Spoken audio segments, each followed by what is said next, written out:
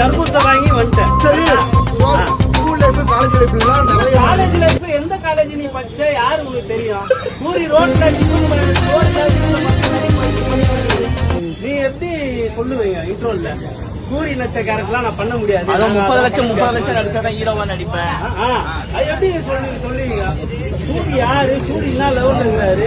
எங்க வந்திருந்தாரு? அவங்களுக்கு முன்னாடி நாங்களும் நடிக்கிறோம். 2024 ஒரு படம் காட்டு.